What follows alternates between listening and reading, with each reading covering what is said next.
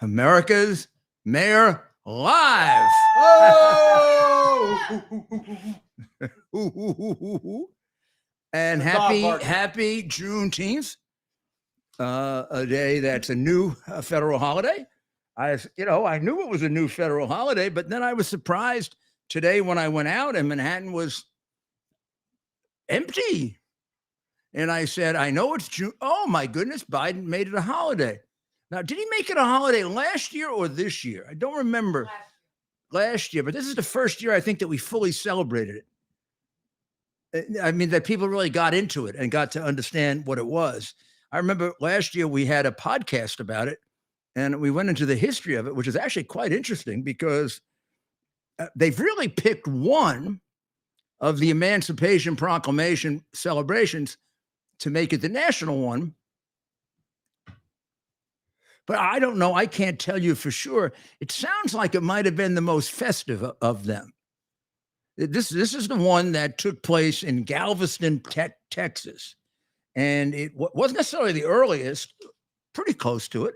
It was 2 years after the emancipation. It was on June 19th of 1865, after the emancipation, after the assassination of President Lincoln.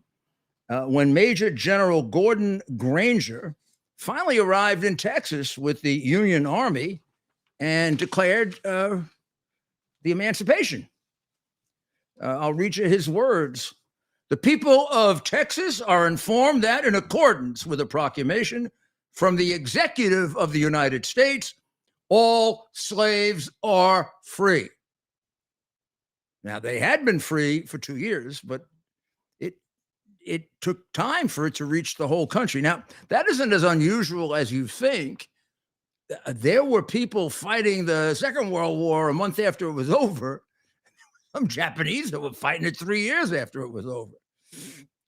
This was before, obviously, telephone, telegraph, radio, television, or the super duper stuff we have now, right?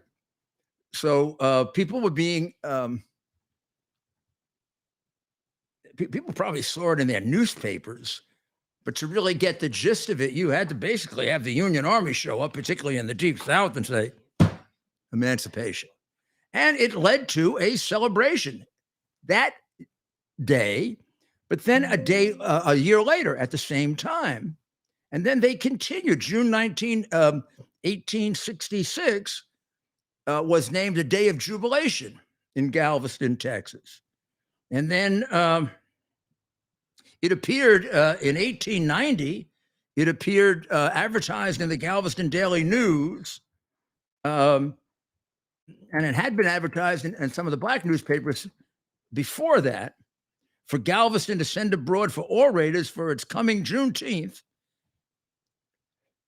So they were preparing, a big celebration. And it's called Juneteenth because in various parts of Texas and in other places, although it was celebrated in June, it was celebrated maybe not necessarily on the 19th, on other days. The legend is that the 10th is because the news is delivered on different days to different groups. This was written by Leslie Wilson, who was the Associate Dean of the College of Humanities and Social Sciences at Montclair State University, all the way in New Jersey. So this was going on in different parts of the country. Washington, D.C., of course, had a celebration on the day of the emancipation, on that date as it was memorialized. And then Texas, I guess, was the first state to adopt it as a holiday. And their commemoration became the one that became the federal and the national celebration. And why do I call it a celebration? Because it's a celebration of freedom. And you say, well, they should have always been free. Of course they should have always been free. But a lot of countries didn't emancipate. Very few countries fought a war to do it. And very few countries put in the time, the effort, the sacrifice the debate, the intellectual argument, going back to almost the founding. You go right back to the founding of this country, and of course, the anti-American communists would like you to believe it was founded based on slavery. It was founded with a debate over slavery. Yeah, it may be true in Jamestown they introduced slavery, but the Pilgrims didn't come here with slaves. You remember any slaves at Thanksgiving, ladies and gentlemen? Of course not. It would have been abhorrent to their religion, as it was true of even the stricter Pilgrims who had their own problems, but one of them wasn't slavery. So slavery was always a matter of contention in the United States. It is false history to paint slavery as attached to the entire country from the very beginning. No. Slavery from the very beginning was a source of dispute in this new land. And even when you get to the drafting of the Declaration of Independence and the Constitution, the man who wrote it was a genius who was anti-slavery, but unable to think of a way to do emancipation. First, how to do it politically, which he thought of as a young man and was talked out of it, and then how to do it practically. But he put the poison pills in that led to emancipation. He furthered the division in the country. He didn't idly write, all men are created equal, not realizing, as he wrote in contemporaneous diaries, that he was building the source of a war that would lead to the emancipation. And he said, I fear the wrath of God when we have to pay for this. But he knew he was building a country that was moving in that direction. And, there would have always been emancipation, but did it happen faster? Did it happen on a higher plane of thought? Did it affect more countries? Well, it certainly did. I mean, Jefferson is a great hero all over the world to liberation movements and freedom movements. The only place where we don't seem to understand and balance his contribution is now in this despicable attack on all things American, which is really part of what Karl Marx wished for us. And we've given him, at least some of us have, who hate America. But Juneteenth is a great day for all of us. I mean, there are many good articles written about it.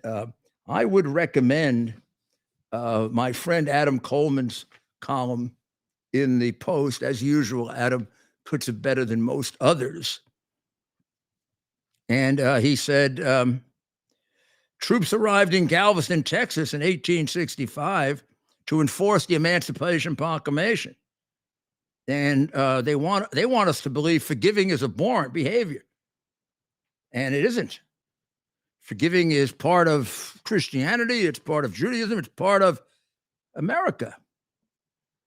Although slavery was a worldwide phenomenon, America's ambition was to deviate from the norm in pursuit of freedom.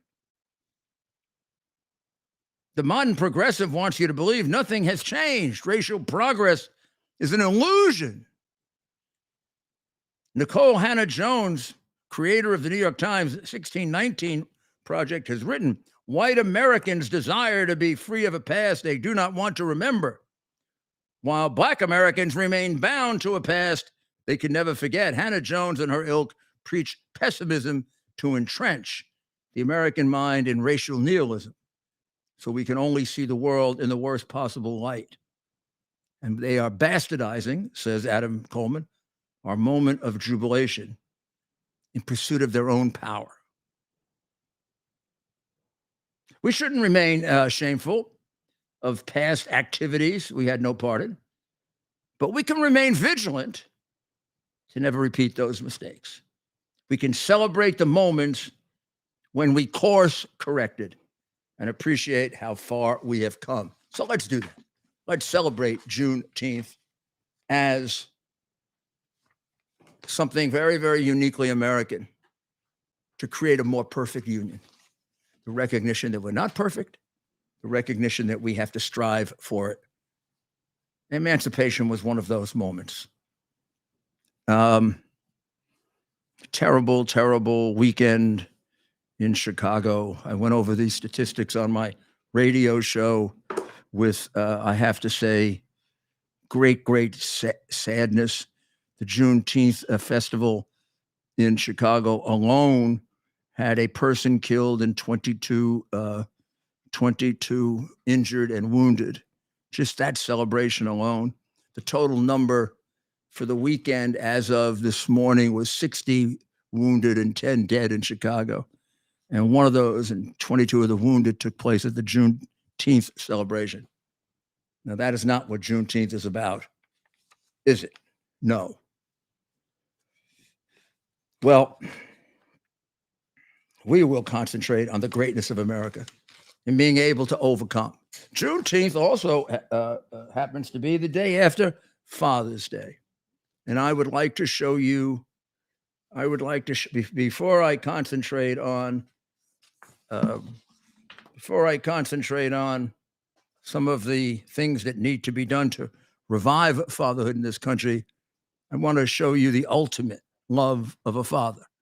And if I could, Ted, well, I think we lost him. But if I could, Ted, I would like to put this picture right here. Now, I'll tell you who this is. If we may, this is a picture at a funeral. Unfortunately, a picture that to me pictures like this are part of me, part of my history, and seared in my soul and in my memory and in my emotions. This could be September 11, couldn't it? But it isn't. It's last Friday, and it's the funeral of firefighter Mark Batista, who was only 39 years old. That is his beautiful wife and daughter. He died saving his daughter from a terrible tide in New Jersey. He went out, got her safe, and then got taken up by the undertow. Having been in an undertow once, a dangerous undertow, I have to tell you that I am extremely, you don't see it? Ted, do you not see it? Well, answer. Yeah. Can you hold it up? I have it right here. Oh, you have it here. Okay. So that is his wife and daughter. As I said, the daughter is the young lady. All right, we got it up. The daughter is the young 11-year-old lady. She's there next to the mom's name is Lennon Ventura, who is collapsing in sobs, holding his iconic fire hat from the greatest fire department in the world. You all see it? Yeah. Okay. Here's another copy. I could hold up a copy of it if that helps. Hold it up. Hold it up, forget it. There we are. That's Lennon Ventura. That's firefighter Batista's daughter, who was saved from the undertow by him.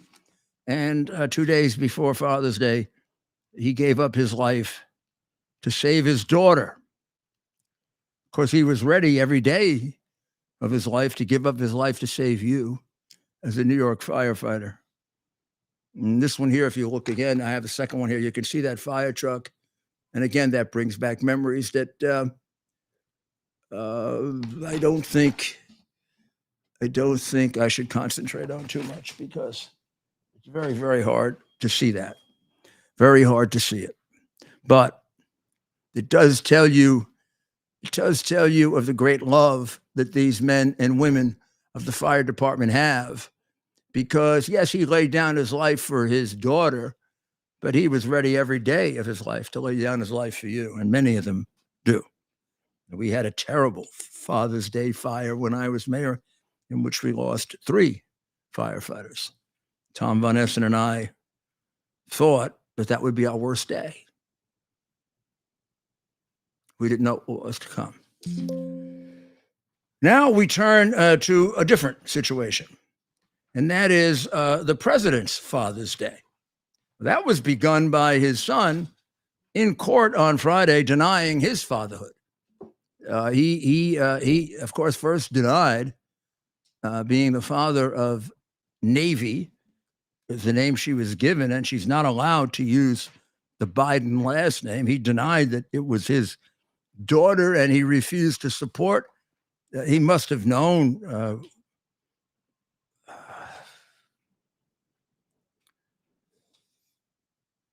He must have known. Well, if he didn't or not, the DNA test said that's your daughter, bum, and the bum fought supporting her, and now he wants to give her even less money, and he flew to the court hearing to give her less money in a private plane. Come on. I mean, you slap around the Republican Party. You slap around President Reagan. You slap me around and try to destroy my livelihood as a lawyer and people like me who try to help President Reagan. You make a mockery of the vast majority of the American people who know you stole the election and know you're a damn crook. But aren't you making a mockery of the court, going down there and pleading to give your offspring less money in a private plane? And I don't know, even worse than that is you're just like your father. You're a horrible father. You haven't even seen her. He doesn't include her with the stockings for his grandchildren on Christmas Day. And he doesn't include her when he lists, I believe, 6 grandchildren, leaving her out. I don't know. He doesn't get to like decide who his grandchildren are. God does that. Joe, you're a good Catholic.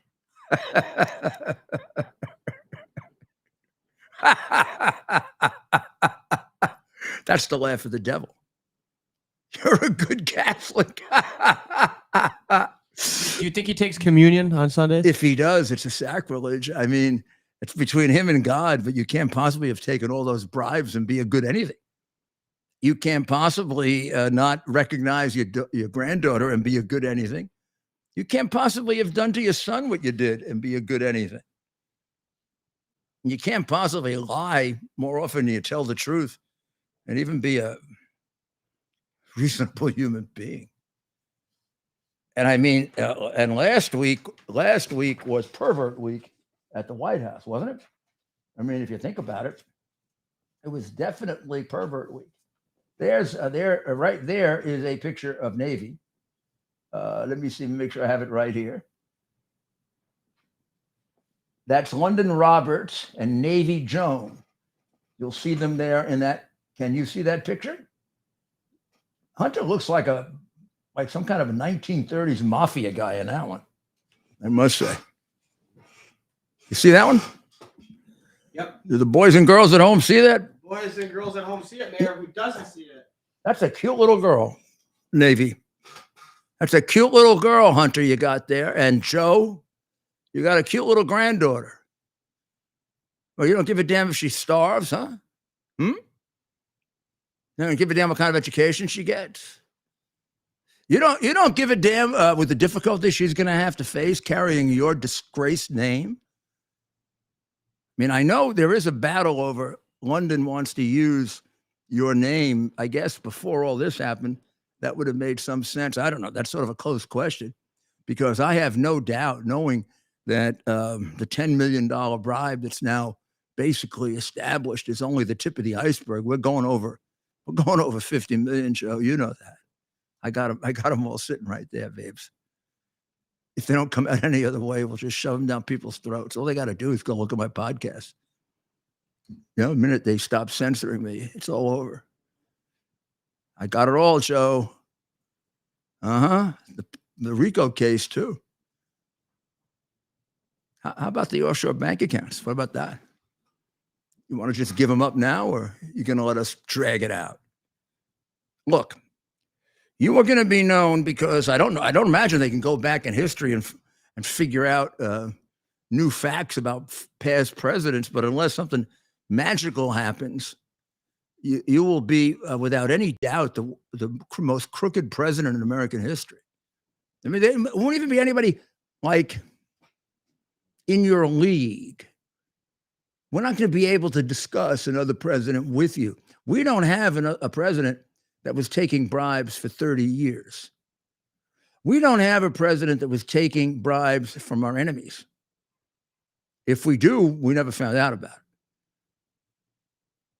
I mean, I really seriously doubt that the Soviet Union was paying off who would have been Truman, Eisenhower, Kennedy, Johnson, Nixon, Ford, Reagan, Clinton. Well, that was over by then. The last one would have been Bush, who had the Soviet Union for about a year, because it really fell under Bush, although, much of the impetus for it was caused by Reagan.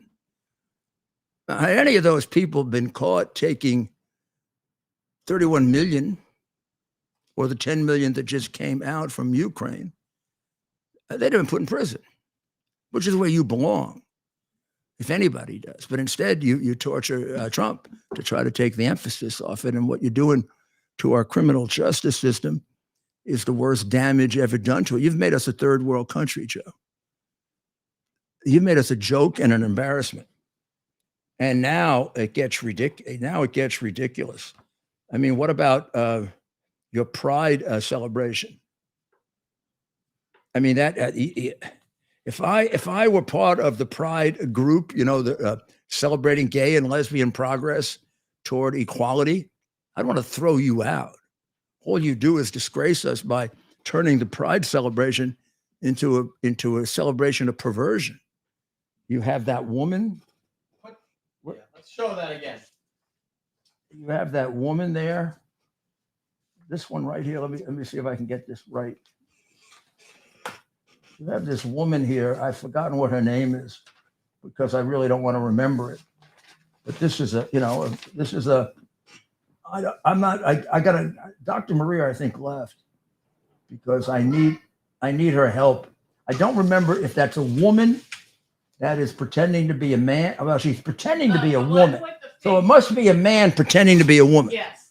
And those are fake breasts, correct? Correct. So there's everything fake about it. Augmentation, and if you have the picture with the gentleman near her, is actually a woman, the one with all the chest hair. No, I don't have that one. Okay, all right. But they did. That one had her boobs cut off.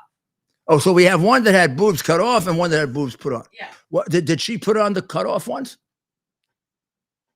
Oh, no, they're saline or silicone.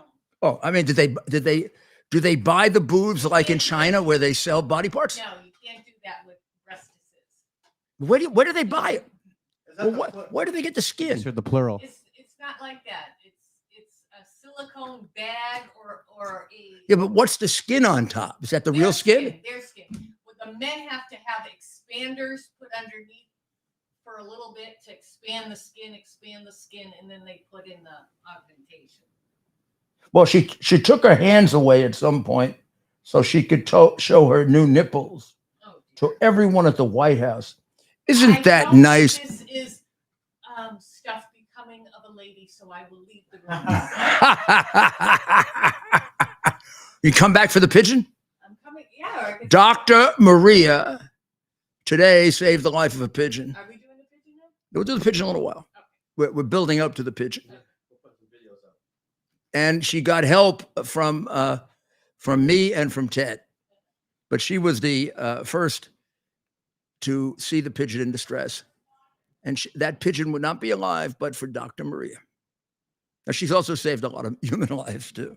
But I mean, until now, I didn't even like pigeons. Now I love them. This was a really cute pigeon. I can't help it.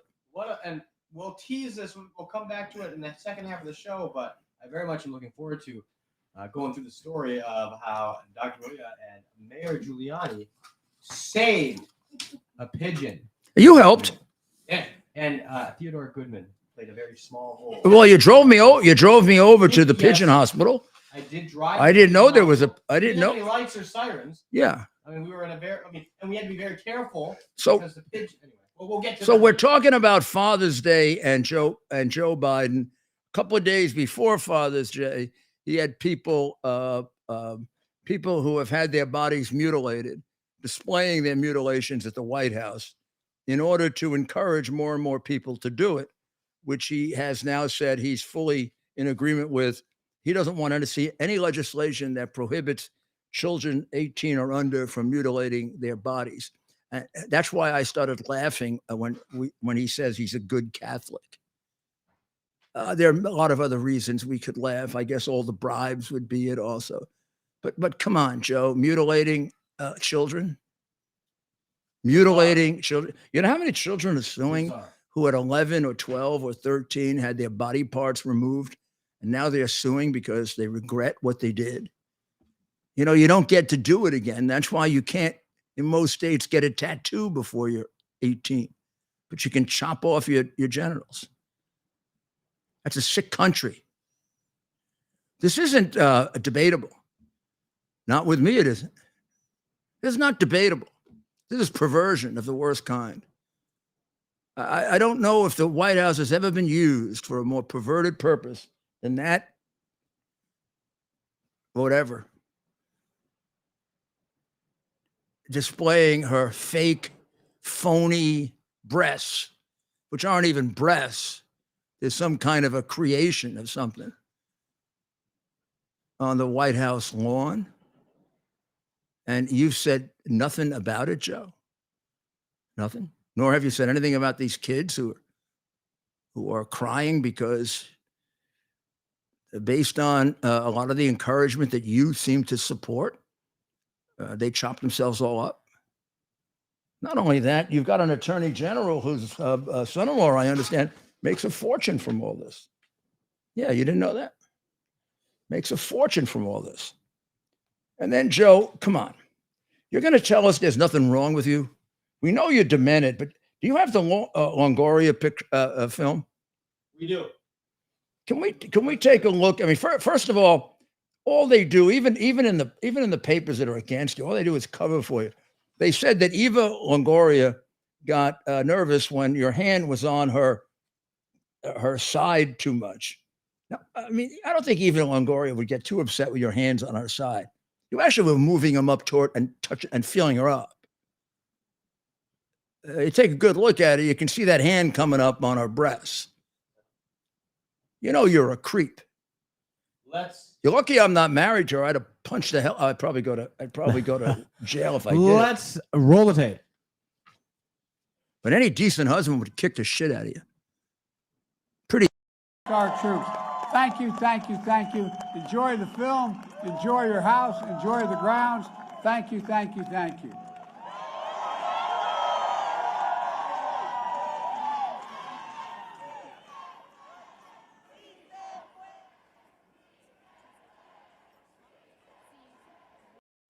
Did you see that? The hand going up and she pushed him away. Obviously, she thinks she supports him politically, but she thinks she must know he's a creep. When a guy starts trying to fill up your breasts and he's the president of the United States. Okay, but now we say she's a grown woman who's been through it all. What about all the little kids? How about, did we play that part where he was talking about he met her when she was 17 and then turns out he met her when she was 12 and let's see if we can find the video or audio of that, but that's right. He called a 19-year-old, or he told an elementary school aged girl, wow, you look like you could be 19. Very weird. Do we have a picture of her that we can show? This, I mean, I'm telling you, we're doing this because the politicians don't do it. They do not do it. They do not hold the president accountable for the horrible things he's doing to this country, to the embarrassment that he's causing us, and to what the hell else he might do. What the hell else he might do in the time that he has left in the White House, which will be determined, I hope, by his being defeated in November of 24, or when the lights just go out. And that could happen any day. I mean, he's getting close to the lights going out. No question about that. I mean, that's I'm looking to see if I can find here the lights going out. Let's just see what we got here. Okay. So first thing I'm going to do with the lights going out is he was in Connecticut campaigning. Now, if the people of Connecticut vote for him, it'll probably be similar to the people of Pennsylvania who voted for Fetterman. Did you see Fetterman over the weekend? We'll bring that clip up in a second. Yeah, but he looked like Mr. Gorilla Padilla. Did you see that? What is that about? Awful. Dressed like a bum. Look, I'm tired of feeling sorry for him. I'm starting to feel sorry for us. What the hell, Fetterman?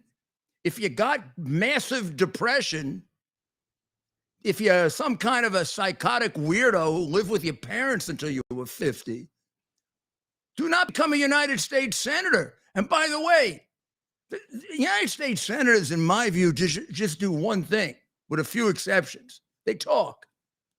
You can't talk. This is like being a baseball player if, God forbid, you were afflicted with blindness. Now, what the hell is wrong with you for running? What the hell is wrong with your family for letting you run? What disregard do the Democrats have for our country and for people of Pennsylvania? And then, if you really voted for him, how damn stupid are you? But here he is with Fetterman in Pennsylvania. Well, this one actually is in Connecticut. This one is in Connecticut.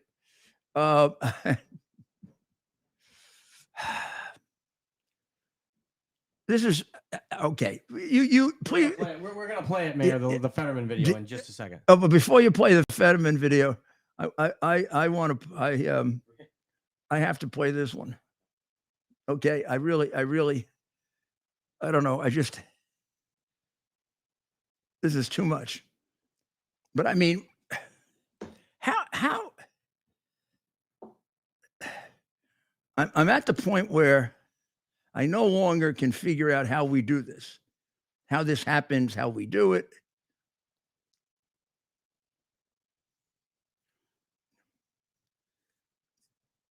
Here it is.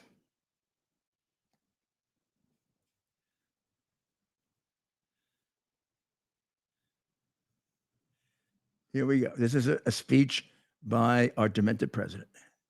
All right. God save the Queen, man.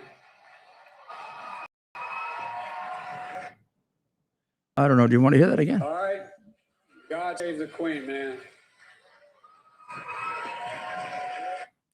That's the way he ended his speech in Connecticut. First of all, this is America, not England. Number two, we have a president. He doesn't know this probably, not a queen.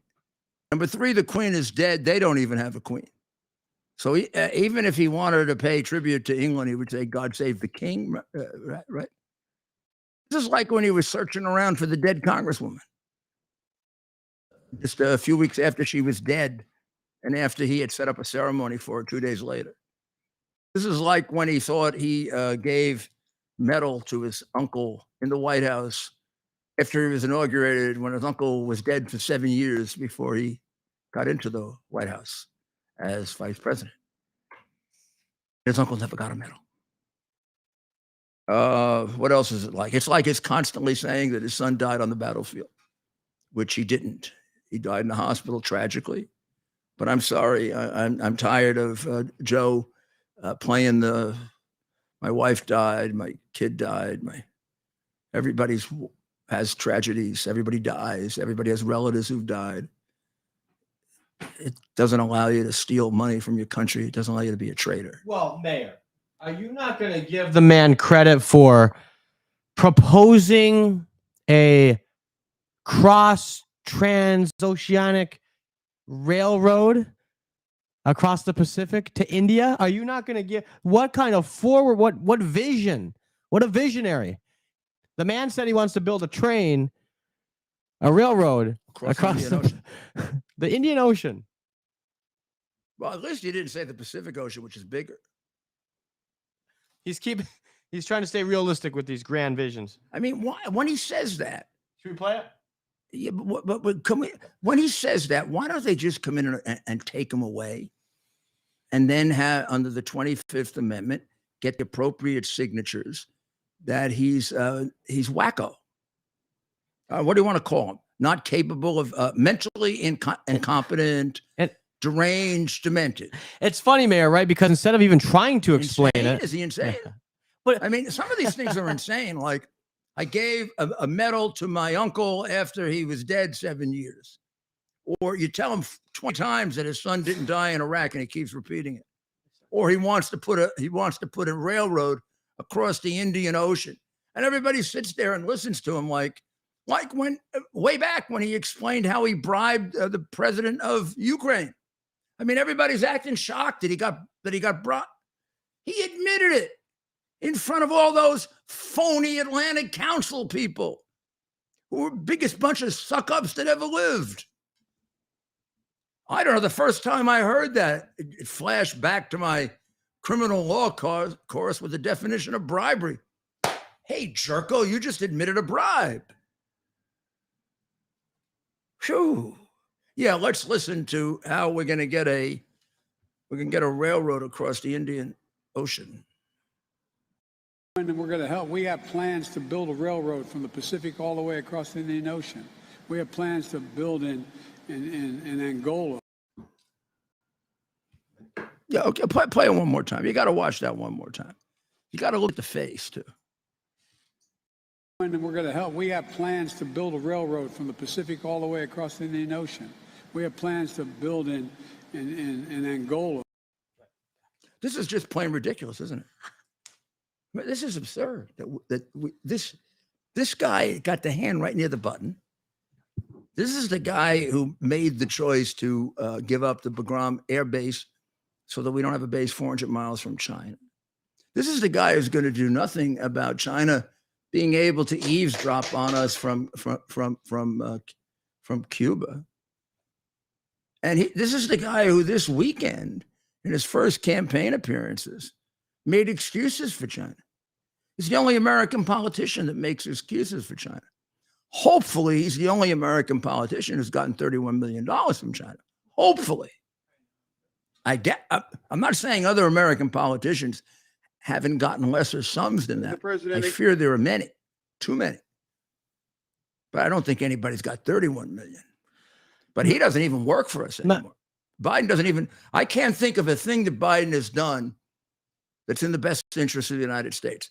The idea that America first was bad, America doesn't even count anymore. Only China. Only China. Blinken went there and he got slapped around again. I think he must like being slapped around. Is that some kind of an illness, Dr. Maria, if you like being slapped around? I'm trying to think of what that is. Maybe we'll get a doctor who understands these things to tell us. And then he got all, I don't think we have that one ready, but. Which one? He got all upset when a reporter. I do have that. A reporter asked him why he's constantly called the big guy. You know why this is? We got to play it. You know when the big guy thing first came up, that was before the election. And then Bob Belinsky testified that he's the big guy. Well, it turns out on these tapes that have now been revealed of the bribe, the $10 million bribe from the crooked Ukrainian, the Ukrainian refers to him as the big guy also. And the Ukrainian and the Chinese and the Chinese don't know each other. So how come he's constantly being called a big guy? It must be him. Oh man, he gets really testy, just the way somebody with dementia or Alzheimer gets testy. Oh, the big guy Biden. I mean, that's not a bad nickname. Why does he get so mad, I wonder? Because it's always related to him getting bribes. Because one involves getting paid off by the Chinese, and the other involves getting paid off by the Ukrainians. Yeah, that's why he gets mad. We laugh, but it is quite sick. It isn't funny. It's disgusting. It's horrible, and it's. But what else can you do at one some of the worst point? things in American history. Did we play it? No, we're playing it now. I see people. President Biden, why is this waiting to file a very big guy? Thanks, guys. Appreciate it. Thanks, Press. Why did the Ukraine FBI informant file refer to you as the big guy, President Biden? Why is that term continuously applied? Thanks, guys. Why did I ask such a dumb question? Last call. You're back on. And so, Mayor, it's interesting, right? I think back to George W. Bush. I mean, he was known to make some gaffes. By the way, looking back now, his gaffes seem like minor mistakes. Why is it that Biden, for example, the Indian Ocean comment, that was so off the wall, but you don't hear it ever again, right? Instead of now defending him and coming up with excuses, they just block it out and ignore it. Well, I mean, it is really extremely serious. And therefore, let's take the laugh away for a minute, that we have Americans that don't care that our country is being guided by a man who doesn't have a brain or a soul. Doesn't have a brain, he doesn't have a soul. He is officially, absolutely demented. He doesn't only fit the definition of the 25th Amendment, incapable of carrying out the duties of President of the United States. He doesn't even know who he is most of the time. And number two, I can't imagine being a bigger crook than he is. His son describes it beautifully in saying that for 30 years, he's been paying all the expenses of the family and giving father half his salary, which means for 30 years, he was getting bribes for dad, which is why he gave him half. It's really ridiculous. And then Miranda Devine today, as she usually is right on top of it, says, what do we got? She like me, felt that it was a very tough week for the president. It began with root canal surgery. Funny, I had root canal surgery last week too, but at least I don't think you can put I'm on the side of, you can't put a bridge over you can't put a bridge over the Indian Ocean. It's a little too long. I just want you to know that I did become 79 a few weeks ago, but I do, and I really do think that you don't say God save the Queen at the end of a speech of the American president. If you're going to say it, it's a king. Oh, but maybe that's part of the gender issue now. He doesn't know the difference between a king and a queen. Who knows? So Miranda, to make us feel good, wanted us to know we have another alternative. The other alternative we have is Kamala. So she picked. Oh no! She picked out a couple of Kamala. She picked out a few beauties that could go on Kamala's statue when she gets a statue like Lincoln and Jefferson so far have. These are some of her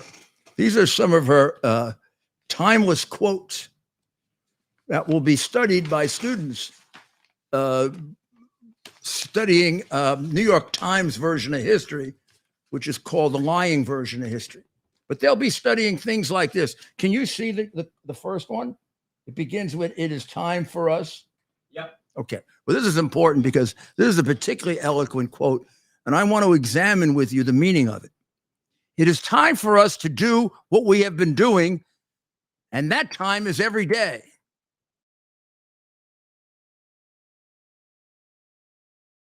It is time for us to do what we have been doing, and that time is every day.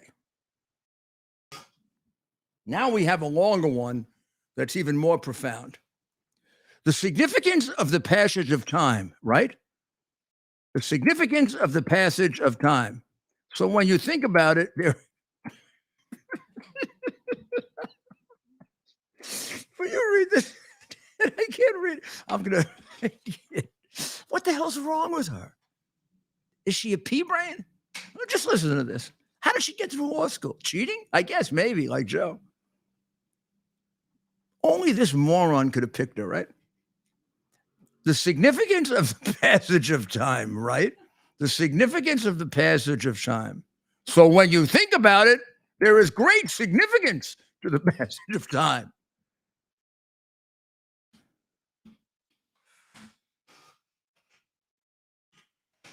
I don't know if I really should go through the rest of these. I don't think I can get through them.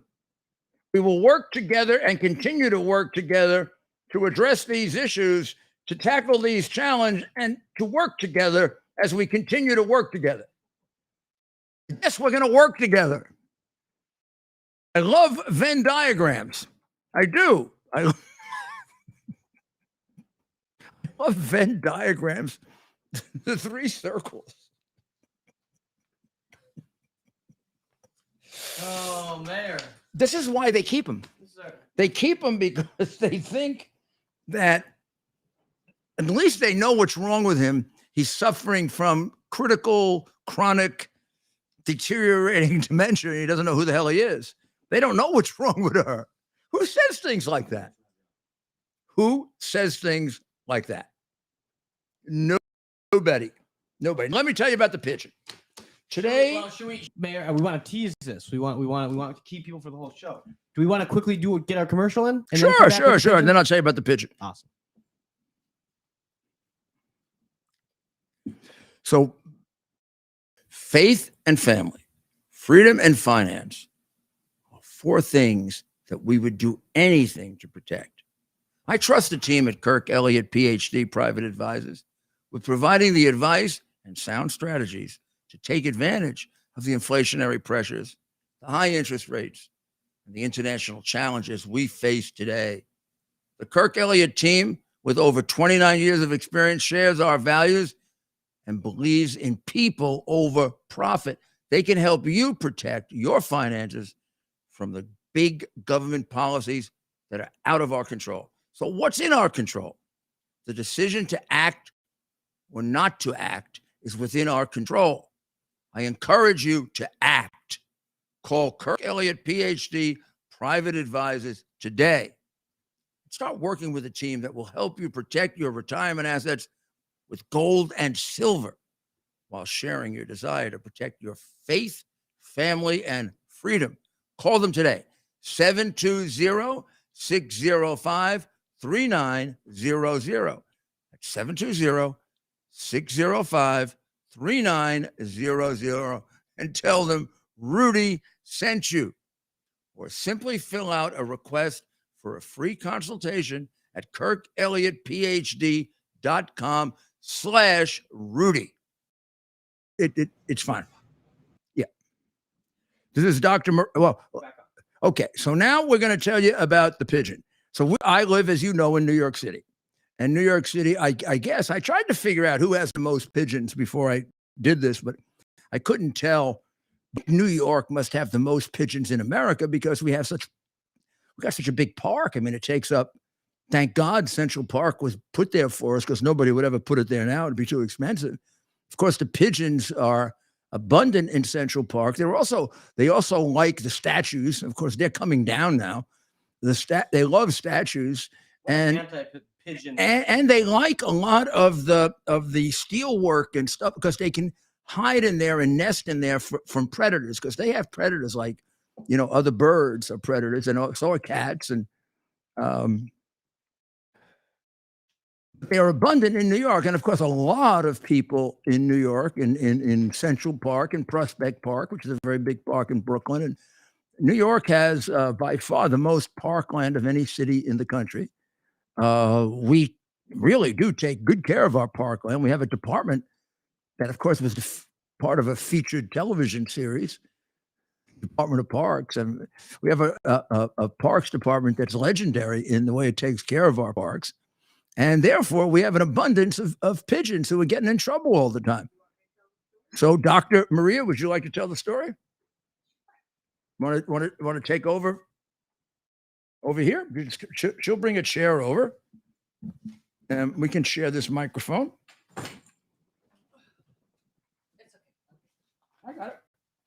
Make some room. You're gonna love this story.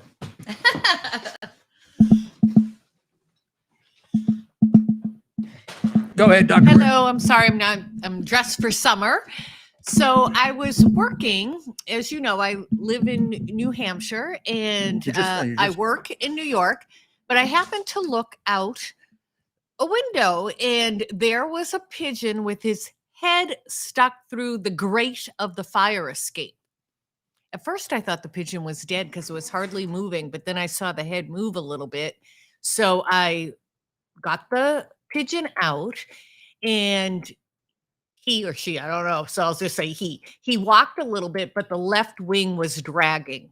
So who do you call that knows everything about New York City and really knows everything about everything? Mayor Rudy Giuliani. So Mayor Rudy Giuliani came to the rescue, him and Ted. We had just finished the radio show. Yeah. And we rushed home. We were looking up what to feed it. And believe it or not, it liked pumpkin seed cereal. But he was acting really weird. At first, he wouldn't take any water. Yeah. Yep. At first, he wouldn't take any water. And he wouldn't eat. Yeah. Okay. And he got a little bit stronger. He would rest, close his eyes, and kind of fall over. It was really kind of a weird thing. But now I know. And Rudy will tell you what the vet said. But eventually he drank some water. But he still wasn't right. So Rudy decided he's going to take him to the Pigeon Hospital. Yes, you heard right. There is a Pigeon Hospital. So we put him in a box, and Ted and Rudy went. And interestingly enough, what did the vet tell you? Well, first of all, we went online, which you always should do, right? And we said, "What do you do? What do you do with an injured pigeon in New York?" And there they gave us all the information. They told us about the bird hospital. We're going to give you their names so you can make contributions to them.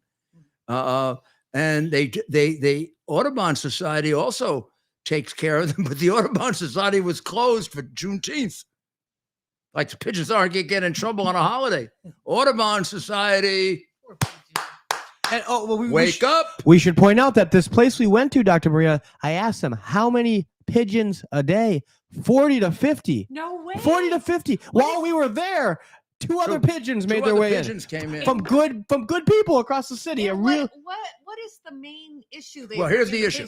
So I said that you finished the story about our pigeon. So they told us in online, the best thing to do is to take the pigeon, put the pigeon in a box with a cloth in it, close the box and put holes in it, obviously, so the pigeon the pigeon's going to feel more secure in that enclosure than just like sitting on the ledge. Or plus there was always the danger that the pigeon would fall off the ledge. We were very worried, and he was afraid of us, so we had to be careful.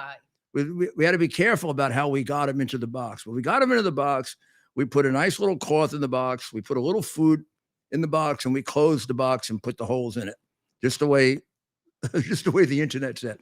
And then we called, and the name of the check, because I want to get the official name. And yeah, let me. I have a card from her. Let me just see where I put that. The official name, and we all want to make some contributions to them because they do such good work.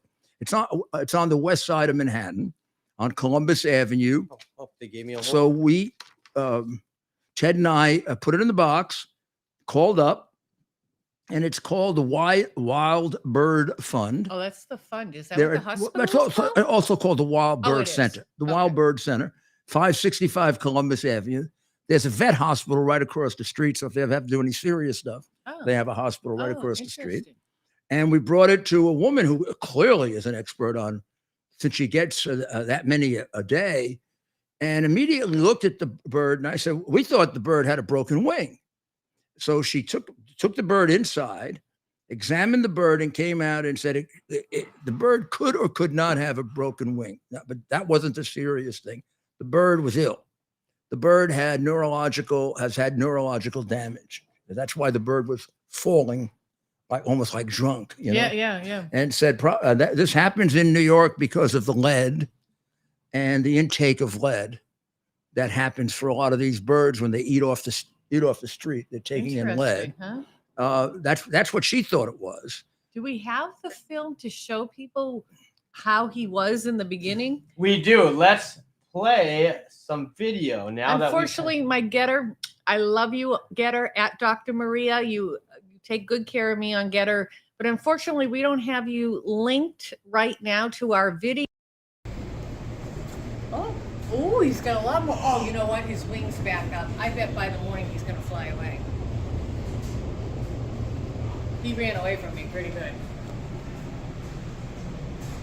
I'm trying to help you, Toby. I know, but his wings back up too. It was dragging before.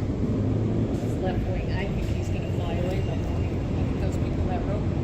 The pigeon would not move. There was a danger when we tried to get the pigeon to put it in the box that the pigeon would go off the ledge because the pigeon would go away from us. But Maria and I thought very intelligently figured out how to lure the pigeon to come back by using the towel.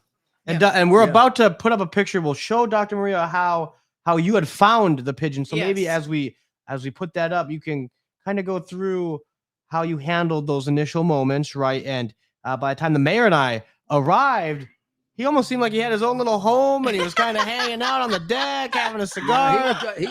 Dr. Maria had it all figured out. You know, Curtis Lewa would be proud. Rudy and I do a show together. We had a big fight over pigeons, remember? Called Uncovering the Truth, and it's every Sunday at 10 a.m. by going to WABCradio.com. It's the #1 hit show on Sunday's radio. And it was funny. We were at the studio, and there's a ledge around the studio, and you could see some pigeons, and there was a beautiful hue on the pigeon. And I said it out loud. I'm on the radio. So Curtis Lewa and his wife were listening. And Rudy wanted to be a wise guy. Yeah, Rudy. What did you say? You called it a rat or something? They're flying rats. They carry diseases. They carry this. They carry that. We should get rid of them. And So Curtis immediately texted me and said, I used to feed pigeons when I was a kid in Prospect Park. But lately, you know, the last years when I got really angry at them because there's so many of them. And I thought they spread diseases. And then when I saw this poor little pigeon in trouble, I changed my mind completely. And then I read here, which they don't spread diseases. They don't. If you've ever gone they're very smart. Venice, Italy, Venezia, there's a place called St. Mark's. So they have more than us. San Marco Piazza. And there are zillions of pigeons all around. If you put your hand like this with any kind of food, the pigeons would be all around you. It's kind of gross. When I was a kid in Prospect Park, because I lived in Brooklyn near Prospect Park, my mother used to give me little peanuts, and they would come and eat right at it. With the peanuts, they would come. I can see the squirrels taking peanuts. No. The pigeons would take little peanuts. Yeah, crush them I up. know. You kept giving. You were so cute, opening up the shells to give the little pigeon. Yeah, we didn't even name our pigeon. Did you show the picture? We're about to now show this is how Dr. Maria found the pigeon. We'll name him Walter. See it here for Walter Pigeon. So yes, please. I'm sorry, Getter, but you can see the pigeon's head was through the grate, and he really wasn't moving until I saw his head kind of do this. I thought, geez, did he break his neck? Tell us. And it was very easy getting him out. Yeah, I put a towel. I didn't want to touch it, so I took a towel and I lifted it out easily. I didn't struggle at all, and unfortunately, the film is a little poor quality, but he was hanging with his left wing, just kind of walking a little bit, and then he would shut his eyes and fall over. I'm sorry, I don't mean to laugh, but knowing now he probably has lead poisoning, he does have some kind of neurological issue. I know when Ted and Mayor Giuliani first saw him doing that, they said, "Oh, is that pigeon related to Biden?" No. Little joke. Okay. It's getting late. Okay. All right. That was good. You got some laughs here. And so if you subscribe to the mayor's Twitter account, we will put the full story and video out. No, it's quite interesting.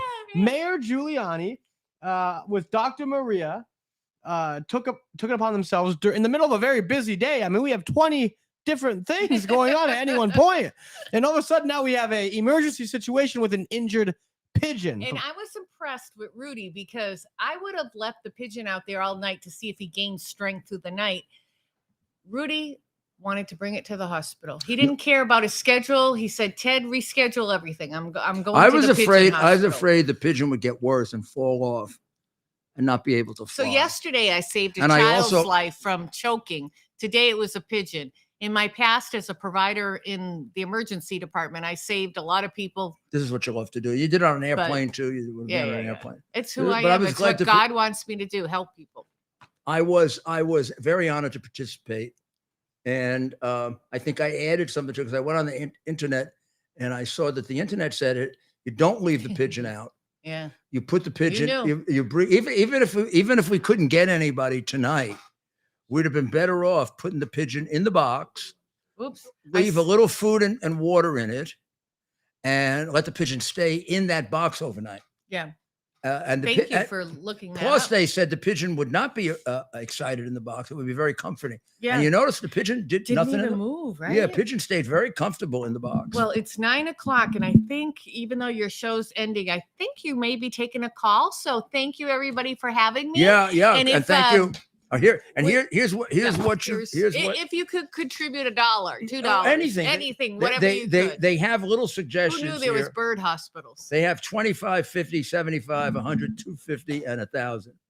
And you would send it to Wild Bird Fund, 565 Columbus Avenue, New York, 124. That's Wild Bird Fund, 565 Columbus Avenue, New York, 124. Or if you want to go online, you can go to wildbirdfund.org. Okay? And please send them a few bucks. Okay, like do 25, 50. If you can do 75, isn't that nice? Maybe 100, who knows? But whatever. Wild Bird Fund. And of course, it's not just pigeons, of course, but pigeons are the more than usual because the pigeons are prolific in New York. So, do we have a call that you wanted me to take, Ted? We do. Dan, can you hear us? Did we do Kirk? We did. Kirk Elliott, PhD. Dan, did you catch our before we get into the questions? Did you catch our Kirk Elliott commercial? No, I think I did. You've been on hold though. Trying to take care of my kids. All right. Yeah, exactly. All right. Well, you're on with the mayor. All right. So hello. Thank you for taking my call. Not at all, Dr. Maria, and just hearing your guys' experience with the pigeons was pretty funny. Yeah, it was. I just want to say, absolutely, and just want to say thank you for your continued service and as a patriot. Being loyal to Trump, that's a big thing. It shows his true friends, and I just want to thank you for that. You're very welcome. So, what can I help you with? Any observation or question? Yeah, absolutely, Mayor. So I just noticed that it seems like a lot of people are asking or not asking sometimes is what's in our food. I feel like there's a lot of chemicals and ingredients that are not good for us. And it seems like Americans are just having more health issues and getting fatter and fatter, and cancer's rising. But no one seems to ask the question why.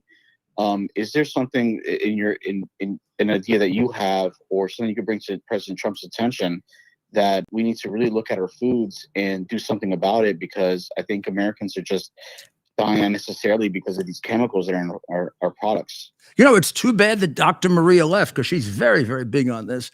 It really is the processed foods that are at the core of this. And what you've got to do, and I'll do this. Maybe we'll do this tomorrow night when we can prepare for it. But we'll give you some hints on. Sometimes you don't realize what the processed foods are, and you can make easy substitutions. But the processed foods have really ruined our diet. Not only that, they make you hungrier. They create more of the wrong sugar. I'm not an expert on this. I listen to her and other experts and try to eat what they tell me. I'm not the greatest at it, but it's that. I think that would be the key to it. She just walked back in. Dr. Maria, this question is about what's wrong with our diet, and I said the main thing is to be the processed foods. Yes. And knowing. 100%. And knowing there seems to be seed oils and soy in almost every one of our products, and I feel like that could also be contributing to inflammation or weight gain. You look at Europe, and they're soy. So there's soy and soybeans. There's a lot of soybean oils and stuff, and canola oils. Okay, and, we'll take a look at the soybean oils, but it is the processed nature of it, which I think includes the soybean. Is that right? Yeah. Yeah. Dr. Maria says that. You are Europe, I had a hard time finding a fat person, but in America, it seems like it's yeah. Everywhere. They also do something that my doctor talks about all the time. He calls it, continental diet. They eat half of what we eat. Oh, the servings are much smaller. If you go to a typical American restaurant, one of the great things is all the food you get. You go to a great European restaurant, the great thing is how little food you get. But it's fresh and it's very good and it's very healthy. Much less processed food, much more comes from the local agriculture. And you're going to get half the steak. Nothing wrong with eating half a steak. Something wrong with eating absolutely not. But you're going to get half the pasta. What we would think is a half order. But this is true in Italy, France, I don't know. particularly in the Mediterranean countries. Plus, they have a heavy amount of fresh vegetables, which is a very important for you. It seems like there's a laundry list of ingredients in all of our foods, and I just feel like there should be someone needs to look into why are we putting all these chemicals into our food products. I think the point that you bring up is an enormously important one. It's one that we have to pursue more. And as I said, the doctor knows a lot about this, and we'll spend some time on it at your urge. And you continue to call us. This was a very, very good call, very productive call. Thank you. Maybe we can help some people with this. That was really good. That's the reason it's so important to take calls. I mean, we're here to answer their questions, but sometimes they know a lot more than we do. I mean, I found that both on radio and here online that we get some very, very good callers. I'm so impressed with my radio audiences. You should really listen to WABCradio.com, both the daily audiences between 3 and 4, and then the show that I do with Dr. Maria on Sunday, Uncovering the Truth between 10 and 11. I think she would say the same thing. From the very beginning, my first observation, very beginning, it was pandemic time. And I said, wow, these people are really smart. And then I thought it was because of the pandemic and everybody was home that we were getting such smart people. But it's continued. And therefore, it's more of an exchange of information than it is just my giving out information. I learn a lot. Like when I put Joe on from Brooklyn about the history of the Communist Party. Wow. Well, Mayor, maybe we have a few things to tease and market before we sign off. Of course, we should mention what's happening Friday for any of our friends that are in Michigan. Maybe we can give those details out tomorrow. No, do it now. We got to finalize the details. But if you're familiar with Stephen Lely's on the Green, maybe the best steakhouse in Michigan, one of the best in the Midwest, in Metro Detroit, we're going to be doing our show live from Novi, Michigan, Friday night, and we'll send details. We know we have a large audience in Michigan. I will eat half a steak. And the mayor claims he's only going to eat half a steak at an Italian steakhouse. So let's see if he sticks to just half the steak. You can watch us live in person Friday night. We'll send those details. And of course, Mayor, just earlier tonight, some of our audience might have been aware of this. The comedian, he's great, right? Terrence K. Williams. You did a great podcast with him. If you want to check out Terrence K. Williams and an hour with Mayor Rudy Giuliani. How do you get that? I was listening to some of it right before the show, and I was just laughing at his jokes, not mine. That's right. Well, you can get it. You can head straight over to his YouTube channel, Terrence K. Williams. He is a phenomenal comedian who shares a lot of the same values as many of in our audience, and he's funny, right? At the end of the day, he's funny, and that's really what will get people, Mayor. And of course, he has an hour with the mayor, and it's not. Look, we're here every night to talk politics, current events, very important issues. If you want to hear more about the mayor, maybe some of his background, it's a real, at times, a very serious discussion, but gets very lighthearted and fun. It's a quick hour. It's gonna fly by. Check it out. It's the second fastest hour on the internet. So, Mayor, a busy Monday, a busy week ahead. What's your closing message to our audience? My closing message to the audience is that you can always learn no matter how old you are. Here I am, 79 years old. And for the last 30 years, I have really been very, very opposed to pigeons. Because I thought they spread disease. Now, I did no harm to them. I never killed a pigeon or hurt a pigeon. I probably have even fed a few when I didn't like them. But then as soon as I saw that pigeon in trouble, didn't matter if I liked the pigeon, didn't like the pigeon. I mean, I started with the idea I didn't like the pigeon. I had to help save its life because he's God, or she is God's creature. And I thought about St. Francis of Assisi, you know, who is the patron saint of animals. And you know, if you can help save God's creation, there's nothing better you can do with your life. Really, you know, this was a small little thing, tiny, tiny little thing. It makes you feel so good when you can contribute and you can help save people.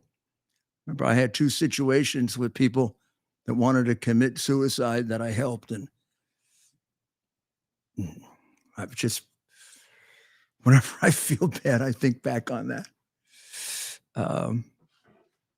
That's what life is all about. Life is all about helping other people. And through that, you gain a great sense of yourself. And one of the problems with progressives, liberals, communist philosophy, left-wing philosophy, for them, it's all about being everything you can be, having all the pleasures you can have. And I've been giving this speech for 30 years when I first started giving commencement addresses. You only achieve real happiness in life when you find your place, when you find your place in the world, when you find the best way for you to contribute. It could be shining shoes. It can be doing brain surgery. Does it fulfill you, and are you good at it? I learned that from my parents. I learned that from my religion. And I think that's what Jesus would want to tell you. Not that I can speak for Jesus, but I read a lot about him. And I talk to him. He doesn't talk back to me. He guides me. Okay. But I talk to him, I pray to him. And I guess in many ways he guides me, but I've always wanted like a direction, like this is the right decision or the wrong decision. You still have to kind of figure it out. But in any event, please think for yourself. They are trying to brainwash you, and they're succeeding. We wouldn't have Chicago the way it is if they hadn't succeeded. We wouldn't have New York the way it is if they didn't succeed in convincing you to vote for them. They keep you in bondage for their purposes. I'm not telling you that as a partisan. I'm telling you that as an American, because we got to get our country back. And God is part of it. So you stay with us. Go to RudyGiulianiCS.com for our podcast. Go to Twitter and hit subscribe. And for $10, you'll get our special content. That's only $10 a month. And that will really help us build the kind of outreach that we're going to need for 2024, so that we don't get destroyed again by their vicious, un-American, unpatriotic censorship. And we get rid of this crook, perverted crook. Never again are we going to be taken advantage of like this. This is too great a country. We owe too much, and we owe too much to our children. God bless you, and God bless America.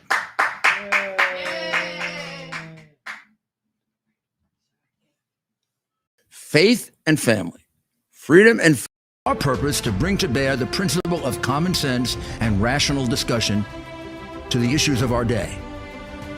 America was created at a time of great turmoil, tremendous disagreements, anger, hatred.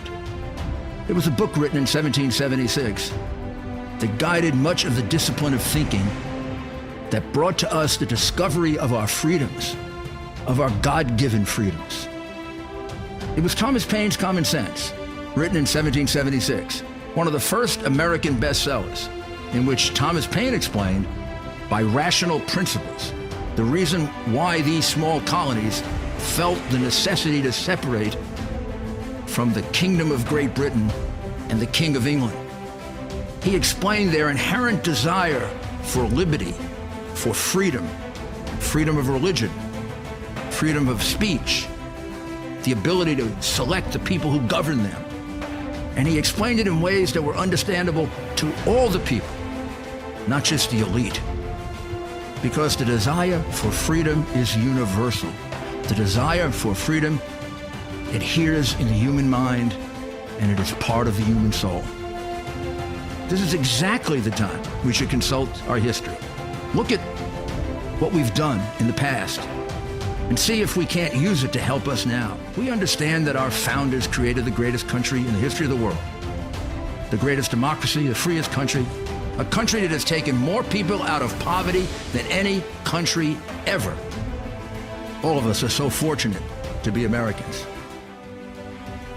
But a great deal of the reason for America's constant ability to self-improve is because we're able to reason, we're able to talk, we're able to analyze.